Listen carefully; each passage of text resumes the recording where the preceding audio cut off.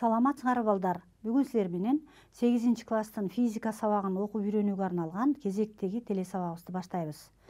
Силер менен ар кандай чөйрөдөгү электр тогу деген главаны окуп үйрөнүп атабыз балдар. Биз ошол главадагы дагы бир чөйрө болгон жарым өткөргүчтөр жөнүндө өтөбүз. Бүгүнкү темабыз жарым өткөргүчтөр. Бүгүнкү сабактын жүрүшүндө жарым өткөргүчтөр деген бул кандай заттар экендиги жөнүндө таанышабыз. Жарым өткөргүчтөрдүн таза жана кошулмалуу жарым өткөргүчтөрдүн электр өткөрүмдүүлүгү жөнүндө сөз кылабыз. Донордук жана акцептордук кошулмалар деген кандай кошулмалар экендигине токтолуп кетебиз. Жана жарым өткөргүчтөрдүн колдонулушу жөнүндө маалыматтарды алабыз балдар. Анда эмесе бүгүнкү сабакка көңүлүңөрдү бургула. Жарым өткөргүчтөр деген эмне эле? Электр өткөрүмдүүлүгү боюнча заттар 3 түргө бөлүнөт. Өткөргүчтөр, диэлектриктер жана жарым өткөргүчтөр. Электр тогун жакшы өткөргөн заттар булар металлдар, электролиттер жана плазма экен. Ал эми электр тогун өткөрбөгөн заттар пластмасса, резина, фарфор, айнек жана башкалар экен. Мына электр тогун өткөрүмдүүлүгү боюнча 3 түргө бөлүнөт дедик. Мына ушул заттардын ичинен жарым өткөргүчтөр деген булар кандай заттар? Мына бүгүнкү сабагыбызда ушул жарым өткөргүчтөр жөнүндө сөз кылабыз. Жарым өткөргүчтөр деген эмне экен? Жарым өткөргүчтөрдүн салыштырма каршылыгы өткөргүчтөрдүн салыштырма каршылыгынан чоң, ал эми диэлектриктердикинен кичине болгон заттар. Ро өткөргүчтөрдүн салыштырма каршылыгы. Өткөргүчтөрдүн салыштырма каршылыгы ар түрдүү өткөргүчтөрдүн электр өткөрүмдүүлүгү ар башкача болот деп айтканбыз балдар. Мына ошол өткөргүчтөрдүн каршылыгы чоң болгондо электр тогун начар өткөрөт. Каршылыгы аз болгон өткөргүчтөр электр тогун жакшы өткөрөт деп айтканбыз. Демек, жарым өткөргүчтөрдүн салыштырма каршылыгы өткөргүчтөрдүкүнө караганда чоң болот экен, ал эми диэлектриктерге караганда кичинекей болгон заттар экен. Өткөргүчтөрдүн каршылыгынын температурадан көз карандылыгы температуранын жогорулашы менен каршылык дагы жогорулайт. Анда өткөргүчтөрдө электр тогу азаят. Ал эми жарым өткөргүчтөрдүн каршылыгы температуранын жогорулашы менен азаят экен. Анда каршылыктын азайышы менен электр тогу жакшы өтө баштайт. Мына ушул өткөргүчтөрдөн жарым өткөргүчтөрдүн айырмачылыгы алардын электр өткөрүмдүүлүгүнө жараша болот экен. Менделеевдин мезгилдик системасында силер көрүп аткан кочкул сары түс менен белгиленген элементтер жарым өткөргүчтөр. Мына ушул жарым өткөргүчтөрдүн ичинен биз германий деген элементти алалык. Германийдин атомунун ядросунун айланасында 32 электрон айланып жүрөт. Бул германийдин ядросу дейлик. Анын сырткы биринчи катмарында 2 электрон, экинчи катмарында 8 электрон, үчүнчү катмарында 18, ал эми эң сырткы катмарында 4 электрон айланып жүрөт. Таза жарым өткөргүч деген кандай заттар булар? Бул кошулмасы жок жарым өткөргүч аркылуу электр ток өткөндө мындай жарым өткөргүч таза жарым өткөргүч деп аталат. Мисалы Германийди алалык. Германийдин эң сырткы катмарында 4 электрон айланып жүрөт дедик. Мына ушул 4 электрон Германийдин кристаллындагы калган атомдорду байланыштырып турат экен. Мынакей. Ушул 4 электрон сыртындагы аны курчап турган атомдорду байланыштырып турат дедик. Демек, бир атомдун электрону экинчи атомдун электрону экөө биригип кош байланышты түзөт. Жарым өткөргүчтөрдүн кремний жана Германийдин сырткы электрондук катмарында 4төн электрону бар. Кристалда бул электрондордун ар бири коңшу 2 атомго таандык болуп коваленттик байланышты түзөт. Бул электрондор жылуулук кыймылына катышып, бирок кристаллда өз орундарында калышат. Мынакей биз таза жарым өткөргүчтү алалык. Башкача айтканда, кошулмасы жок германийди алалык дагы. Бул германий кадимки шартта электр тогун өткөрбөйт. Эгерде германийди ысытсак, электр тогун өткөрсөк жана жарыкты жиберсек, анда германийдеги электрондор кыймылдап, өзүнүн ордун таштап жылышат. Электрондун жылып кетишинен электрондун ордунда оң заряддалган көзөнөкчөлөр пайда болот. Плюс оң заряд менен заряддалган булар көзөнөкчөлөр. Ал эми электрондор өзүнүн ордун таштап жылып кетти. Демек, сырткы жарыктын, электр тогунун жылуулуктун таасиринен жарым өткөргүчтөрдө электрондор жана көзөнөкчөлөрдүн ордунда оң заряддалган бөлүкчөлөр пайда болот дагы. Аларды биз көзөнөкчөлөр дейбиз. Мына ушу көзөнөкчөлөр менен электрондордун кыймылынан электр тогу пайда болот экен.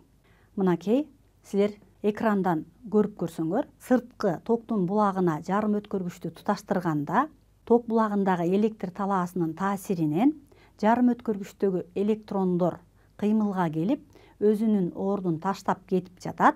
Анын ордуна оң заряддалган бөлүкчөлөр, көзөнөкчөлөр пайда болду.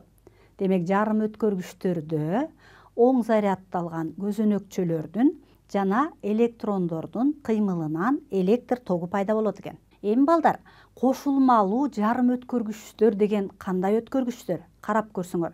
Биз буга чейин Германийдин өзүндө эле электр өткөрүмдүүлүгү кантип пайда болоруна токтолуп кеттик. Эми Германийге же болбосо кремнийге башка жарым өткөргүчтү кошсок, анда кошулмалуу жарым өткөргүч болот. Кошулмалуу жарым өткөргүчтө кантип электр тогу пайда болот экен? Карап тургула. Мисалы, кремний деген элементти алсак, кремний 4 валенттүү элемент. Анын сырткы катмарында 4 электрон айланып жүрөт.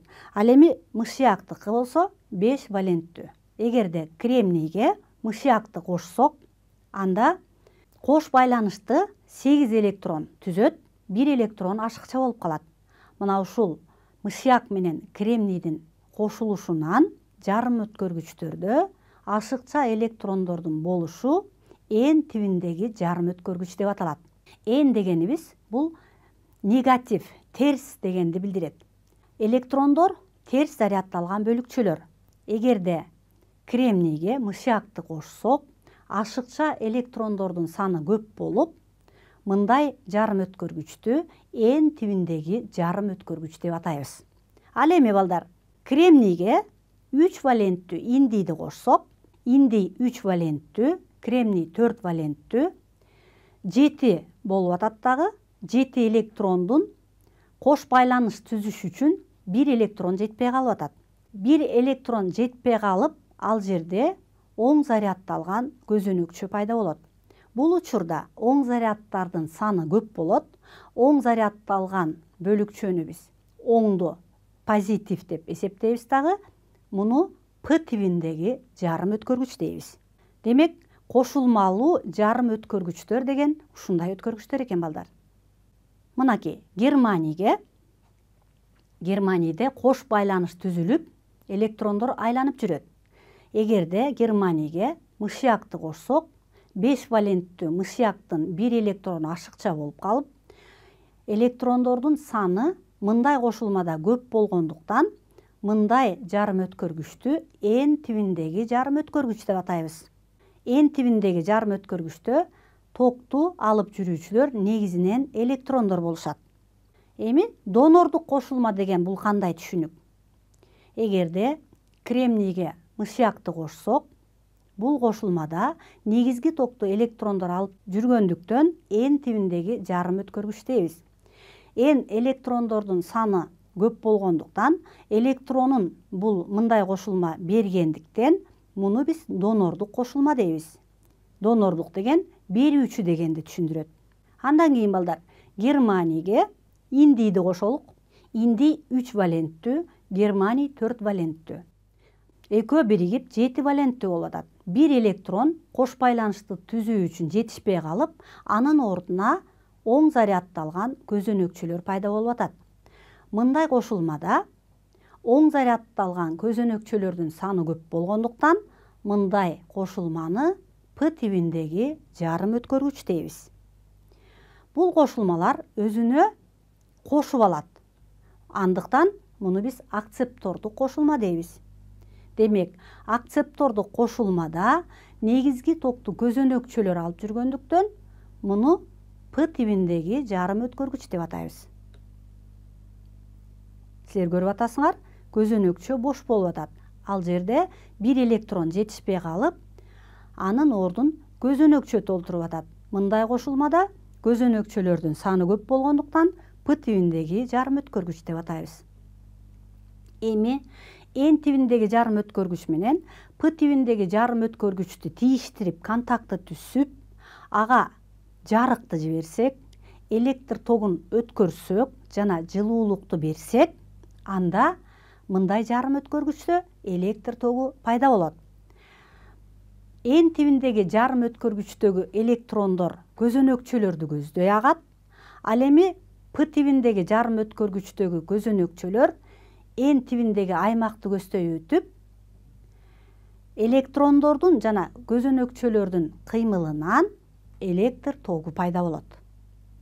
Мына ушул көзөнөкчөлөрдүн N аймакка өтүп, оң заряддалган катмарды, ал эми N аймактагы электрондор көзөнөктүк аймакка өтүп, терс заряддалган катмарды түзөт. Мына ушул оң жана терс заряддалган катмардын тегерегиндеги электр талаасы пайда болуп, экөөнүн ортосунда чыңалуу пайда болот. Электрондук көзөнөктүк өтүү деген эмне?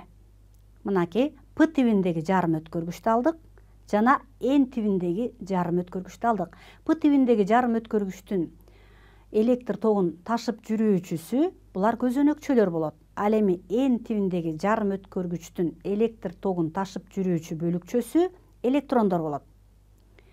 Бул экөөнү контакт кылып тийгизип туруп, N аймактан электрондор П аймакка, ал эми көзөнөкчөлөрдүн аймагынан электронду көздөй көзөнөкчөлөр агып аткандыктан П N өтүү же болбосо электрондук көзөнөктүк өтүү деп атайбыз. П тибиндеги жарым өткөргүч жана N тибиндеги жарым өткөргүчтү тийиштирип контакт түзсөк, электрондор жана көзөнөкчөлөр аралашып, электрондук жана көзөнөктүк электрдик талаа пайда болот. Бул экөөнүн кыймылынан электрондук көзөнөктүк өтүү пайда болуп, электр тогу пайда болот деп айттык. Оң заряддалган катмар менен терс заряддалган катмардын ортосунда электрдик талаа түзүлөт. Бул экөөнүн ортосундагы потенциалдардын айырмасы 0,4 вольттон 0,8 вольтко чейин жетет. Жарым өткөргүчтөгү электр өткөрүмдүүлүк электрондук жана көзөнөктүк болот. Мына ушуну техникада көп жерде колдонобуз балдар. Алар жарым өткөргүчтүү диод деп аталат экен. Мында N тибиндеги жарым өткөргүч менен П тибиндеги жарым өткөргүчтү тийгизип контакт түзүп туруп, аны токтун булагына туташтырабыз. Эгерде электронду ток булагынын терс уюлуна, ал эми көзөнөкчөлөрдү ток булагынын оң уюлуна туташтырсак, электр тогу өтөт. Электр тогу бир жакты гана көздөй өтөт. Мындай куралды биз жарым өткөргүчтүү диод дейбиз. Жарым өткөргүчтүү диод бир жактуу өткөрүмдүүлүк касиетке ээ. Мындагы ток электрондордун жана көзөнөктөрдүн агымынан пайда болгондуктан жалпы токтун күчү электрон пайда кылган токтун күчү менен көзөнөкчөлөрдүн пайда кылган ток күчүнүн суммасына барабар болот.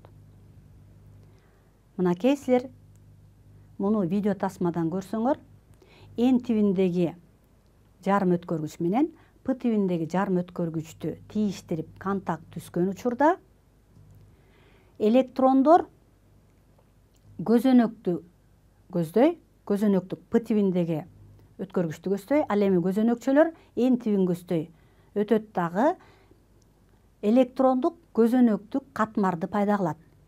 Мына ушул катмар сырткы дагы электрондордун өтүшүнө тоскоолдук кылат. Муну биз потенциалдык барьер деп коебуз. Мына ушул барьерди көбөйтүп азайтууга болот. Аны азайтуу үчүн мындай жарым өткөргүчтү токтун булагына туташтырабыз. Эгерде электрондук эн тибиндеги жарым өткөргүчтү ток булагынын терс уюлуна, ал эми көзөнөктүк жарым өткөргүчтү П тибиндеги жарым өткөргүчтү ток булагынын оң уюлуна туташтырсак, анда бул барьер азаят дагы электр тогу жакшы өтөт. Тескерисинче, токтун булагын алмаштырып, П тибиндеги жарым өткөргүчтү ток булагынын терс уюлуна, ал эми эн тибиндеги жарым өткөргүчтү ток булагынын оң уюлуна туташтырсак, анда мындай жарым өткөргүч аркылуу электр тогу өтпөй калат. Себеби ортосундагы тоскоолдук чоңоет экен. Мына бул учурда потенциалдык барьер чоңоет дагы электр тогу өтпөй калат. Биз П жана эн тибиндеги өткөргүчтөрдү тийиштирип электр тогун өткөргөн учурда ток бир жактуу өткөрүмдүүлүккө ээ болот дагы сырткы чыңалуунун эсебинен токтун күчү чоңоюп кетет. Муну биз балдар жарым өткөргүчтүү диоддордо колдонобуз. Биз буга чейин вакуумдагы электр тогун өткөн учурда вакуумда электр тогу электрондордун кыймылынан дегенбиз. Электрондор, катоддон чыккан электрондор анодду көздөй кыймылдайт дагы, токтун багыты аноддон катодду көздөй кыймылдап, вакуумда электр тогу пайда болот дегенбиз. Ал эми жарым өткөргүчтөрдө көзөнөкчөлөрдүн жана электрондордун кыймылынан электр тогу пайда болот экен. Мына ушуну жарым өткөргүчтүү диоддо колдонобуз. Жарым өткөргүчтүү диод токту бир багыттуу өткөрүүгө мүмкүндүк берет. Мына силер жарым өткөргүчтүү диодду көрүп атасыңар. Электрондук көзөнөктүк өтүү дедик. Мынакей П тибиндеги жарым өткөргүч менен эн тибиндеги жарым өткөргүчтү тийиштирип контакт түзүп туруп, токтун булагына туташтырганда эн тибиндеги жарым өткөргүчтү ток булагынын терс уюлуна, П тибиндеги жарым өткөргүчтү оң уюлуна туташтырсак, жарым өткөргүч аркылуу чоң ток агып өтөт. Эгерде бул туташтырууну токтун булагына тескерисинче туташтырсак, П тибиндеги жарым өткөргүчтү ток булагынын терс уюлуна, ал эми эн тибиндеги жарым өткөргүчтү оң уюлуна туташтырсак, анда бул экөөнүн ортосунда потенциалдык барьер чоң болот экен дагы, жарым өткөргүч аркылуу ток өтпөй калат. Демек, электрондук көзөнөктүк өтүүнү кантип пайда кылсак болот экен? Жарым өткөргүчтөрдү күн батареяларында колдонобуз, жылыткыч жана муздаткыч катары колдонобуз, радиоприемниктерде, кванттык генератор лазерлерде колдонобуз, микропроцессордо, эң кичинекей атомдук батареяларда жарым өткөргүчтүү диоддор жана транзисторлор колдонулат балдар. Жарым өткөргүчтүү түзөткүчтөрдө ушул жарым өткөргүчтү колдонот экенбиз балдар. Эми бүгүнкү темабыз менен байланыштуу төмөнкү суроого жооп берели.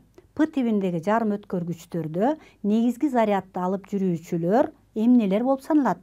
А. Оң иондор, Б. Терс иондор, В. Көзөнөкчөлөр, Г. Электрондор деген жооптордун кайсынысы туура?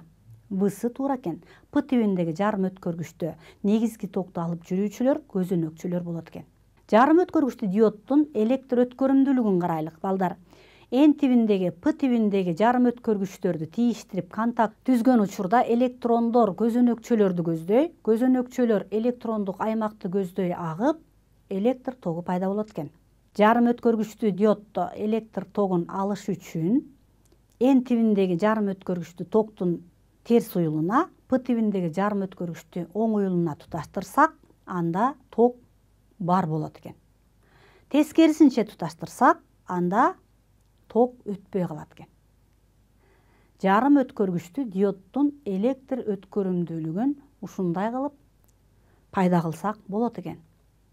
Эгерде 4 валенттүү кремнийге 3 валенттүү бордун атомдорун киргизсек, кайсы типтеги жарым өткөргүч пайда болот? А электрондук, Б көзөнөктүк, В N тибиндеги, Г P тибиндеги деген жооптордун кайсынысы туура? Эгерде 4 валенттүү кремнийге 3 валенттүү бордун атомдорун киргизсек, коваленттик байланыш түзүш үчүн бир электрон жетпей калат, анын ордуна көзөнөкчөлөр пайда болот дагы. Негизинен токту көзөнөкчөлөр алып жүргөндүктөн мындай жарым өткөргүчтү P тибиндеги жарым өткөргүч деп атайбыз. Эми балдар, бүгүн силер менен жарым өткөргүчтөр деген кандай заттар экендиги жөнүндө маалымат алдык.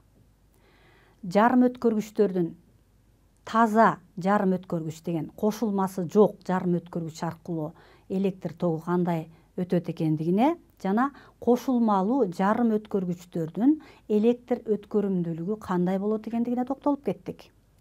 Жана ошондой эле донордук жана акцептордук кошулмалар деген кандай кошулмалар экендигине токтолдук.